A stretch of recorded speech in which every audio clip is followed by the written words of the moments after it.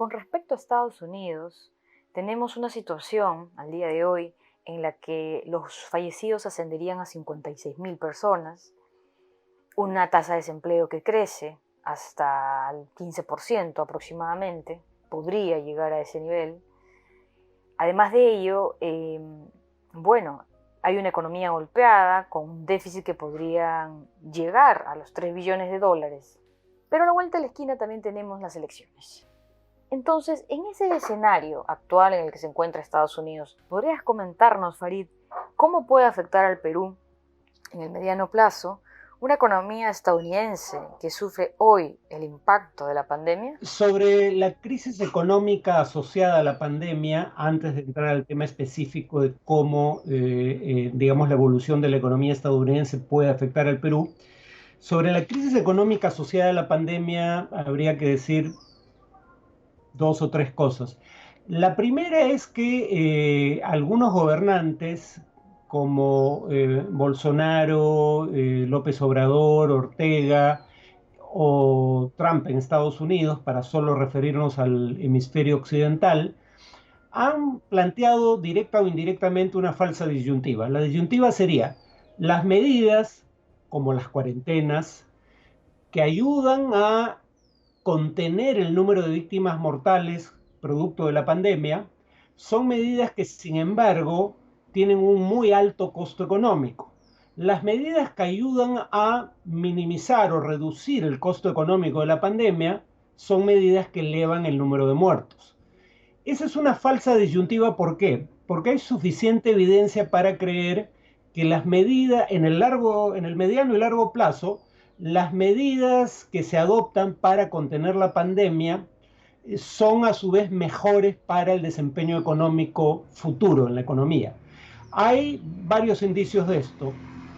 Primero, un estudio de tres académicos, uno del MIT, los otros dos no recuerdo de dónde son, Berben, Luck, como suerte en inglés, y Correa, que indica que en Estados Unidos, durante la gripe española, 1918-1920, las ciudades que aplicaron restricciones a la interacción social, como por ejemplo una cuarentena, pero también otro tipo de restricciones, algunas menos severas que una cuarentena, pero las ciudades que porque acá en Estados Unidos la respuesta depende mucho del nivel del gobierno local o del gobierno estatal, no tanto del gobierno federal. Las ciudades que aplicaron restricciones a la interacción social más temprano y más severas tuvieron un menor número de muertes producto de la pandemia, como era de esperarse.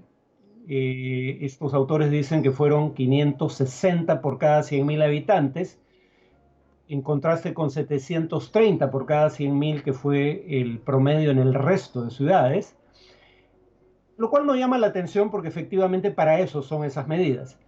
Pero en el plano económico, las ciudades que aplicaron restricciones temprano y severas no tuvieron un peor desempeño económico que las ciudades que no lo hicieron, y pasada la pandemia, sus tasas de crecimiento fueron mayores. O sea, en otras palabras, gobernantes como Trump se están planteando, o Bolsonaro, un falso dilema.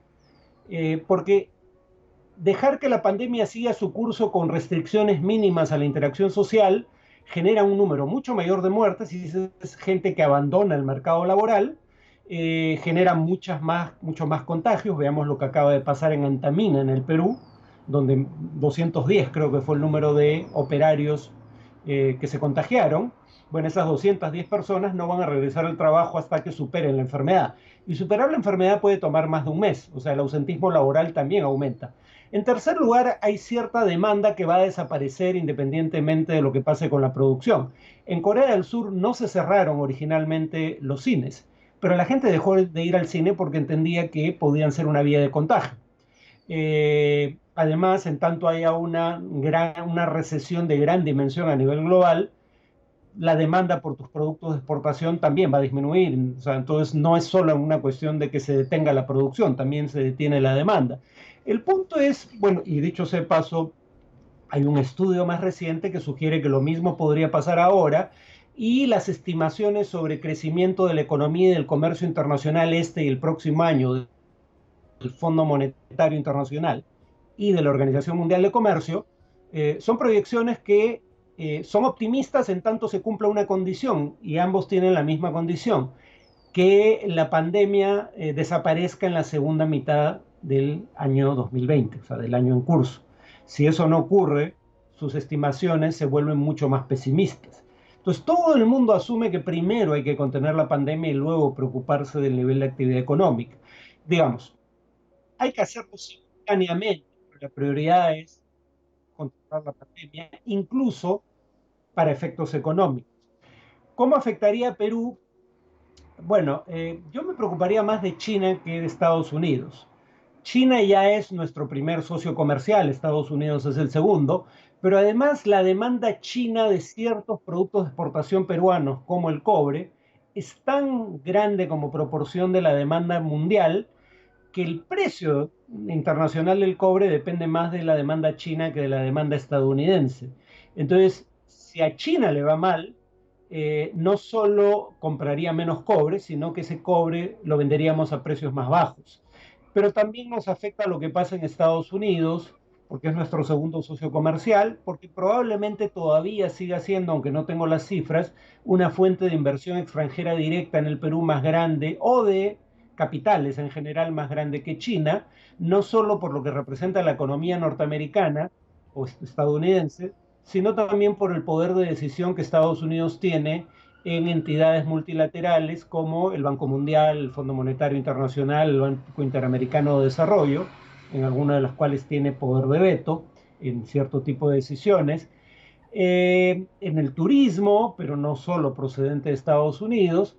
Entonces, el punto es que nuestra economía es una economía relativamente abierta al mundo y por ende es más vulnerable que economías relativamente cerradas.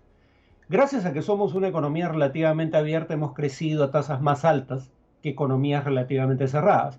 Tenemos esa ventaja, pero también tenemos una desventaja, y es que economías relativamente abiertas son más vulnerables a un shock externo como presión económica internacional que economías relativamente cerradas, que ya eran más pobres precisamente por el hecho de que eran cerradas, pero que son por eso menos vulnerables a shocks externos.